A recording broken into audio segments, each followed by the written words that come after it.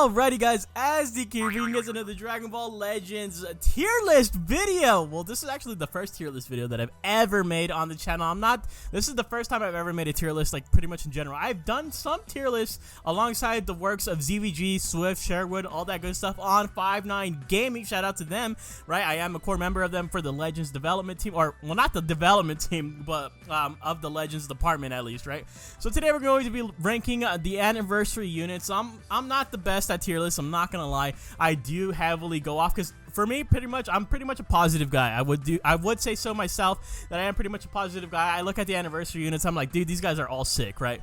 Obviously, I think my strongest opinion on all this is that these anniversary units don't really touch Zenkai units necessarily, unless you have them like fully maxed out 14 stars, and that's mostly for the LFs, right? For the LF, like Gogeta and Zamasu, at 14 stars, yes, they can compete with Zenkai units, but as for the other units, I necessarily don't exactly think that entirely. But, you know, that's my own opinion. You guys can definitely differ from that. So that being said, we have just a standard tier list. We have S, A, B, C, D. This is going to be a little bit different from the Game Press tier list. I'm going to be ranking all of these units at 6 stars, and basically my prerequisites for this, or my requirements, or I don't even know what I'm saying right here, but basically how I'm going to be judging them is based off like their viability, how often you're going to see them, and then their overall utility. Right, and so that being said, let's go ahead and start off with, we'll start off with Ice Shinron right here. He's the first one on the list, and honestly, I'm not gonna lie to you guys, I definitely do think he's probably like amongst the strongest out of the units that we got, besides the LF units.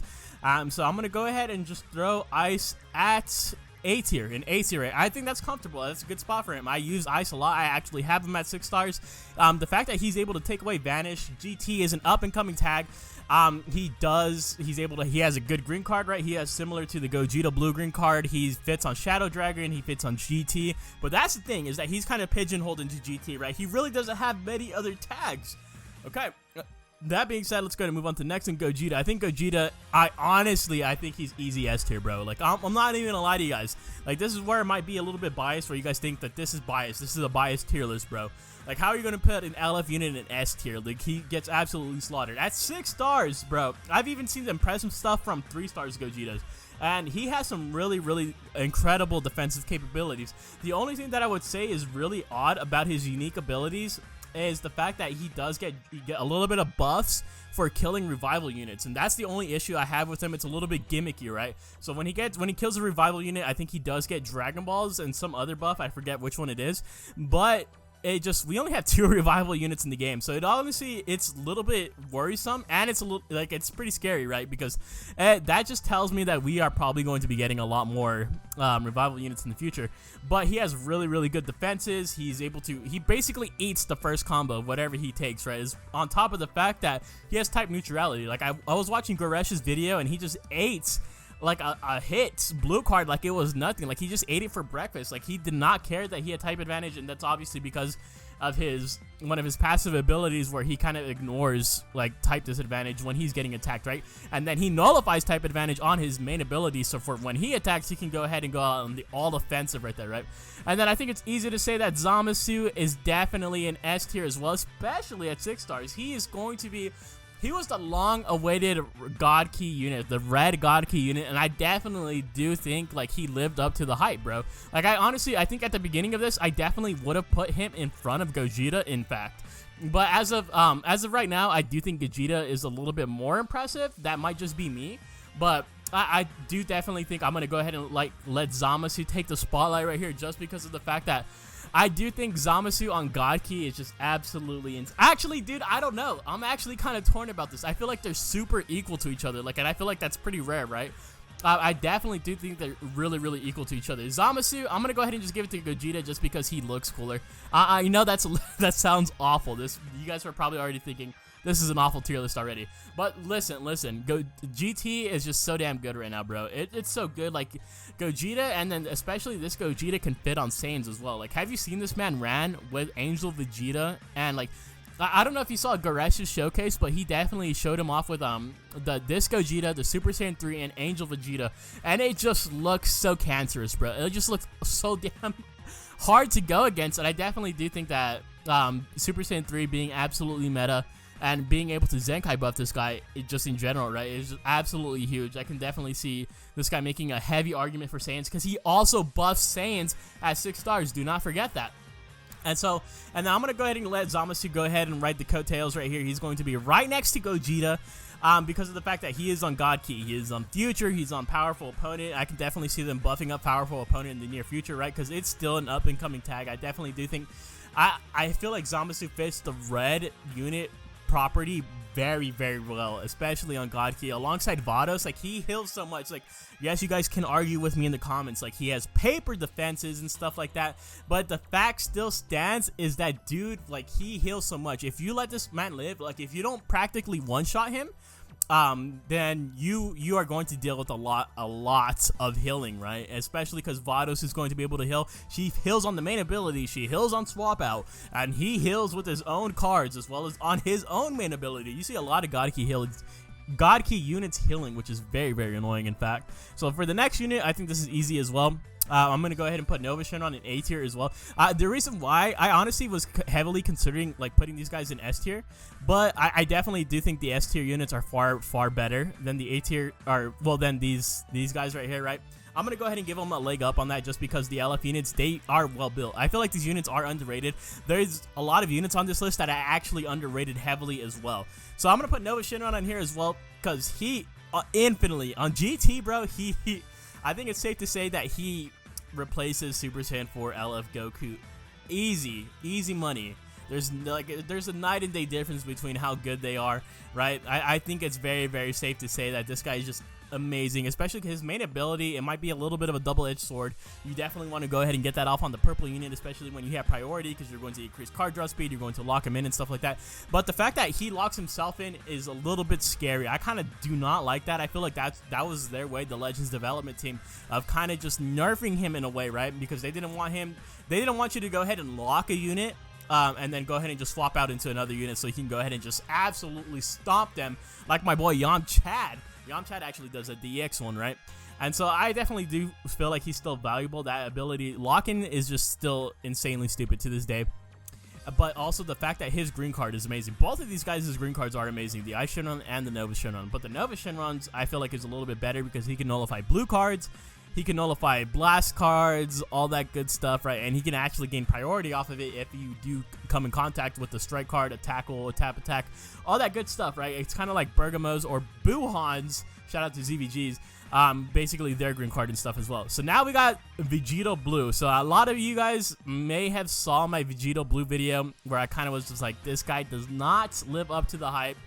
But, you know, after further usage of him, I've been using him at 2 stars and top 3K, and I've been absolutely doing work with him. There's a lot of stuff that I definitely did underrate about him, so I'm going to go ahead and just put him up here, A tier, right next to the Shadow Dragons, because he does get card draw speed on activation of his ultimate ability. He does get card draw speed on the activation of his green card. The only thing that kind of was like, I just felt like his green card was a little bit of a copy-paste in Jiren's green card.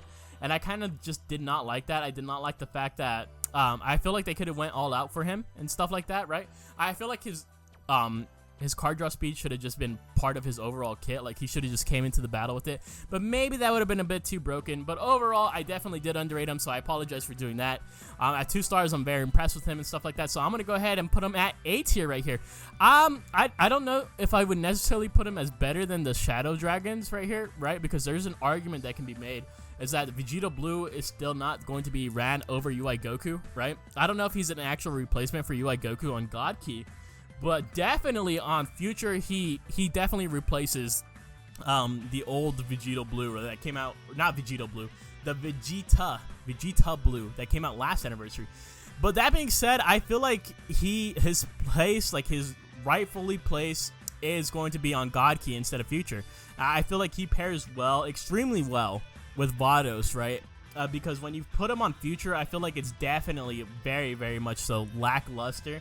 I definitely like him on God Key more, especially on a blast-based God Key. When you run this man alongside the Zenkai 7 Super Saiyan Blue Goku, the free-to-play one, like, it's absolutely atrocious, and I absolutely love it. So, that being said, let's go ahead and move on to Kefla. Kefla, I'm gonna put in B tier. I'm sorry, boys. I am absolutely sorry for this, but man, dude, Kefla just felt so one-dimensional to me. She felt so plain. Like, and I did extensive research on her because I was like, maybe I was just playing her wrong, but I watched a lot of showcases on her. She was the only one that I was really, really unsure about because it just felt like she just does good damage, right? I'm not gonna doubt that at all. She does good damage, but her kit feels super, super situational. Like, she has that unique ability in which she is able to go ahead, when she makes the enemy vanish, she recovers 60% of her vanishing gauge twice, and she gets a damage cut, right? And that's alright in some sense, right? It's definitely not the worst thing in the world, and it can definitely allow for some more technical plays, but in almost all of the showcase that I watched, she wasn't able to completely get her vanish back, and, you know, she still got hit really, really hard. But the fact is that she does hit really, really hard overall. I think her main team is probably going to be girls. Like, I'm not even going to sugarcoat it, bro, because that's the thing, too. Like I said, I do consider teams right here, right? Overall, like, how many teams you can put these people on. When you look at Kefla's teams, you have girls, which is probably, like, going to be one of her best teams alongside Android 18, right? And then you look at Rival Universe with Vados, which is always going to be good. But when I look at Rival Universe Reds, like, you have Bergamo, and I feel like Bergamo is heavily underrated, even in the Game Press tier list. Like, I feel like Bergamo is extremely good, and a lot of people underrate him, and I feel like I would rather run a high-star Bergamo over a high-star Kefla, just because he does have really, really good defenses, especially cover cut. He has a really good ultimate. He has a really good green card as well. Like, I feel like he just has a lot going for him that I feel like Kefla can't really outshine him on that aspect. And then when you have Fusion Warriors, guess what? You got Z7 Gogeta, bro. And like I said before, I don't think these anniversary units are necessarily touching Zenkai units, and the only ones that are close to doing that are these two guys up here, because they're just behemoths in their own right, especially at high stars.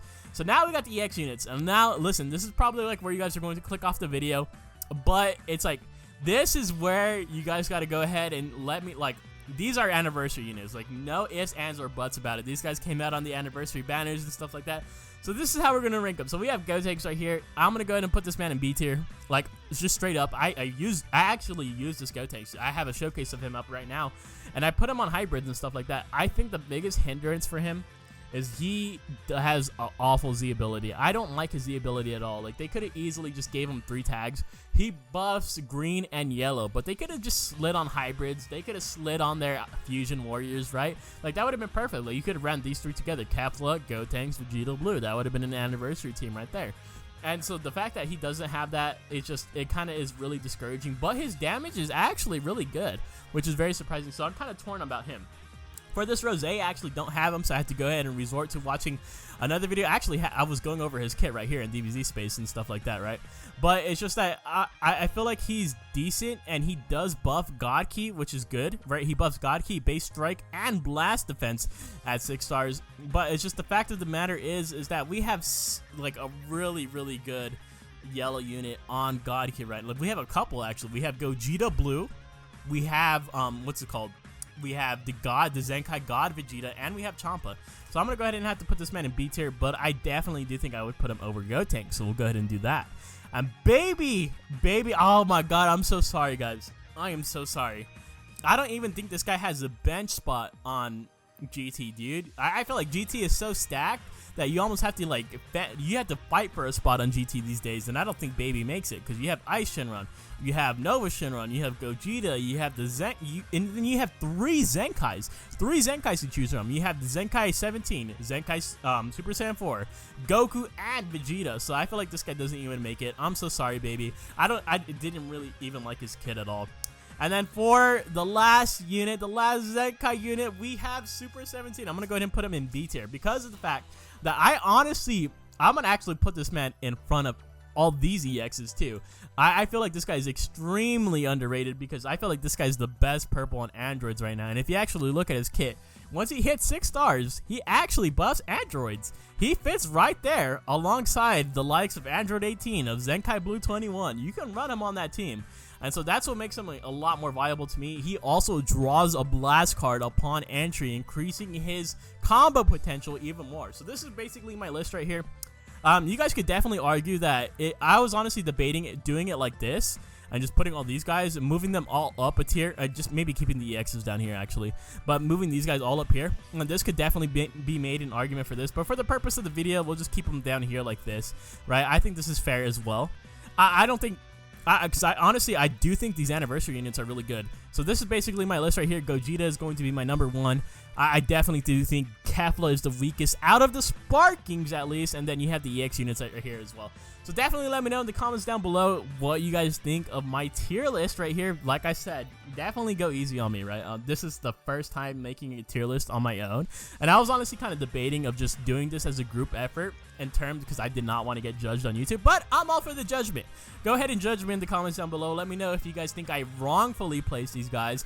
I definitely want to hear your own opinions on this. So that being said, if you guys enjoy the content, as always, leave a like, comment, maybe even consider hitting that spicy subscribe button, and I'll see you guys in the next one. Laters!